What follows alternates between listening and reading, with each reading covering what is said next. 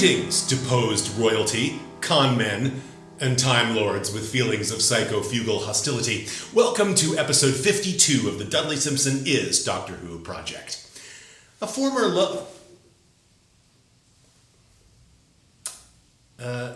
very close personal friend once said, "It is not well to think of the past. There is still the future to make." But I can't let go of the past just yet. After quite some time away, the project now returns to the Tom Baker era, revisiting season 16's The Ribos Operation, the first segment of The Key to Time, you may remember. I last spent time here in episode 36, performing some stirring pipe organ music heard in parts 1 and 2 of the story. This piece continues this season's inclusion of several musical short trips, as recently heard in episodes 46 and 47. Initially moved by the orchestration and some juicy note choices, in transcribing this piece I became more aware and appreciative of Simpson's skill at underlining and heightening the drama on screen. The Graff Vynda-K, a tyrant recently deposed from the Levithian throne, is scheming to regain his crown. Attended by his general and constant companion, Sholak, he lands on Ribos for a rendezvous with a broker, Garan, intending to buy the planet for use as a base to build his army. Our scene is from part 2 of this 4-part story. In the Graff's quarters, Garan, in reality a fraud and a con man, has convinced the Graff to leave as a deposit a large quantity of gold coinage in a strong room that houses the planet's crown jewels. Garan and his accomplice plan to abscond with the gold that night. The music begins as Sholak leaves to collect the gold accompanied by Garan, and from here each action is musically augmented by Simpson. Alone with his thoughts, the Graff rubs his hands together, the chill of this ice planet penetrating all corners. He rises and moves to stand next to the relative warmth of a circular fireplace. He reaches down for a poker to stoke the fire, but a glistening of light above catches his eye. He reaches for and detaches a metal object from the back of a column supporting the flue. It is an electronic listening device planted by Garan. The Graff, egomaniac that he is often quick to rage, but his military campaigns are rightly famous for a reason. He calmly replaces the device, and while looking towards the door, no doubt imagining Garan shot in the back, he begins to plot. Revel in Simpson's beautiful tone painting of the scene where the Graff finds a bug.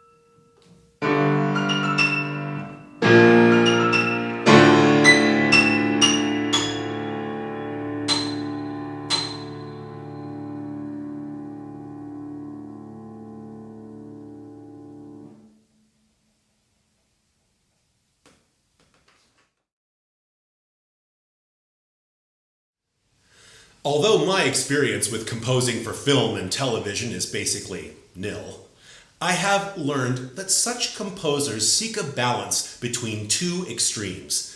The first extreme is music for its own sake, virtually unconnected to the drama on the screen. In practice, this rarely happens because directors won't abide it. The other extreme is to indicate every little action with music, and that can come off as cartoonish. It's even referred to by the term Mickey Mousing.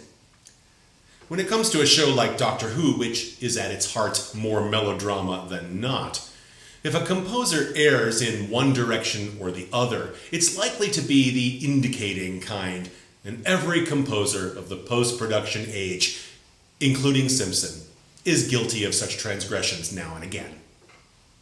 When the right balance is achieved, however, the results are marvelous, especially when you dive in and discover the art and craft that went into it.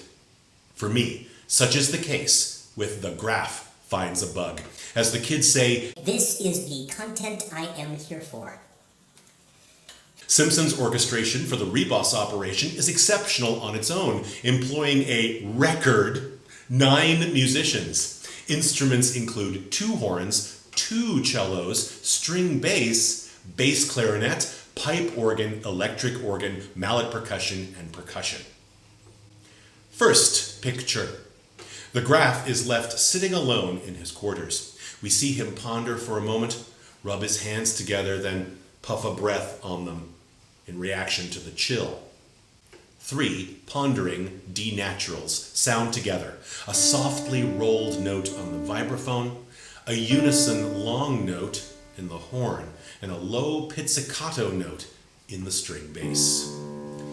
The vibes note acts as a pedal, that is, staying constant as the other elements move, and is the clearest analogy for pondering.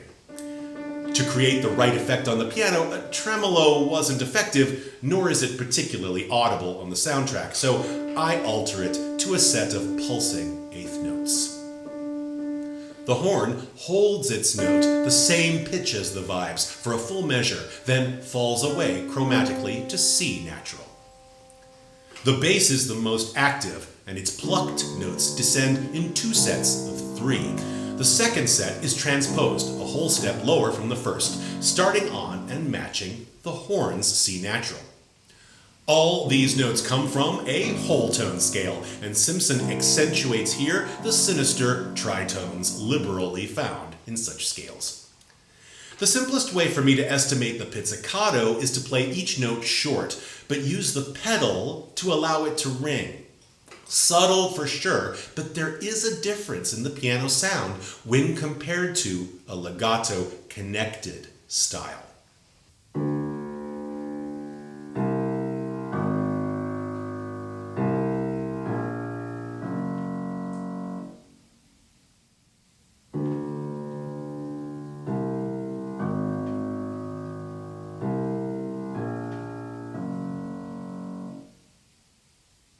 Second picture. The Graff rises and walks to the fireplace to warm himself, stooping down to pick up a poker. Resolving to F minor, the bass clarinet takes up a melody chromatically harmonized by a cello below. This warm duet forms, in turn, F minor, though the minor is implied by what comes next, then D flat major and B flat major harmonies. Beneath, the bass continues plucking while the second cello joins it, bowing instead, an octave higher. Together, on F, they take over the pedal duties from the vibraphone. Note a subtle syncopation in the rhythm, as the first melodic set starts on beat 1, but its repeat and resolution begins on beat 4. 3, 4, 1, 2, 3, 4, 1, 2, 3, 4. Going further, the rhythm actually implies sets of 3/8 rather than the normal 4/8 of common time. 1, 2, 3, 1, 2, 3, 1, 2, 3, 1, 2, 3, 1, 2, 3. Third picture. The metal of the bug catches the Graff's eye, and he reaches into the flue and pulls it out. The full ensemble announces this revelation with a big E minor chord, and its 2-octave plus range requires the left hand to split it in 2. 52 episodes in, regular viewers and listeners probably know that the part above this E minor chord is a big reason why this piece is part of the project. I adore Simpson's bold yet masterful use of dissonance, and this is a shimmering example. Played by bells, or a special electric organ effect? Probably both. These shafts of light are dissonant by orchestration alone, but also for other reasons. First, the note choices in the highest registers of the piano are almost completely foreign to the E minor harmony. Second, the two simultaneities are a major ninth apart from each other. That's one step wider than an octave, adding to this music's spark. Lastly, Simpson compounds the dissonance by ending with a major second cluster also doubled at the interval of a major ninth.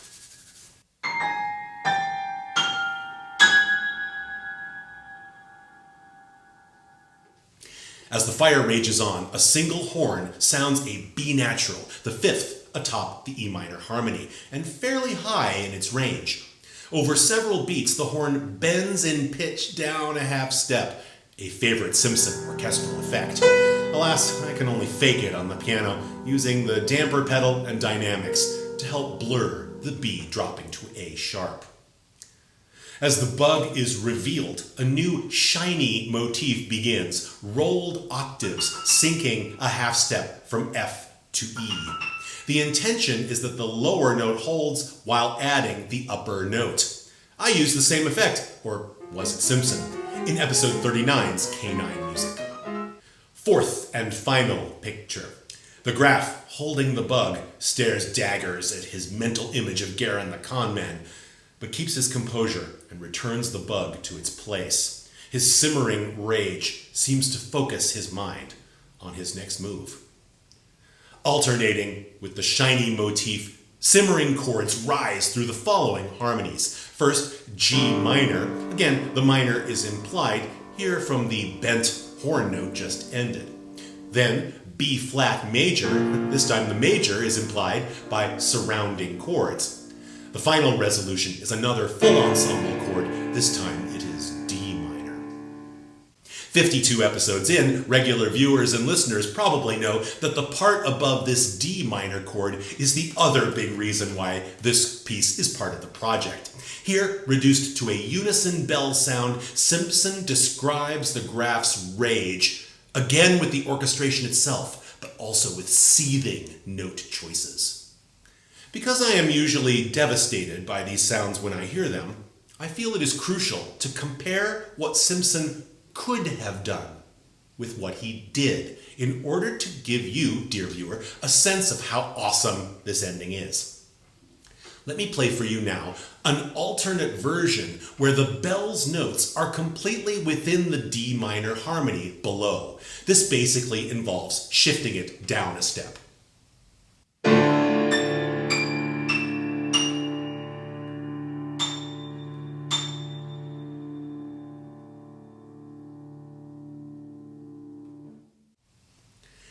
There is absolutely nothing wrong with that, and in matching up with the harmony, this ending is perfectly effective. Now, let's compare with what Simpson chose to do.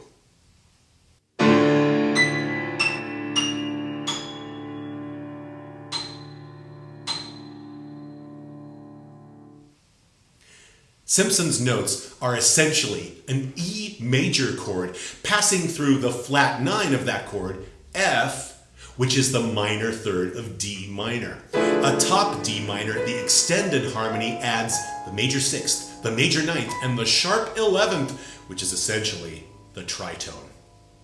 Once again, by making this upper part understandable on its own, the dissonance becomes acceptable to our ears and serves to highlight the fire burning in the Graff's body. In about 40 seconds' time, Simpson subtly but effectively improves the drama with his thoughtful, professional music.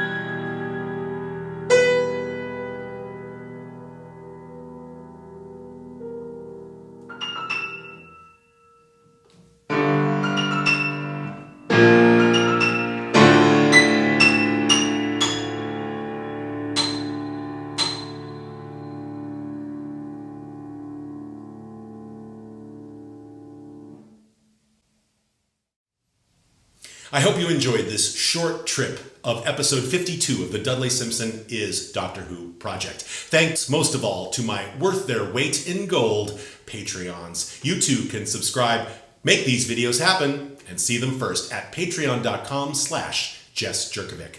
Of course, tips are most appreciated. Go to coffee.com/Jess Jurkovic to contribute one time, whatever you feel. Subscribe, like, share, and comment on YouTube. See you next time.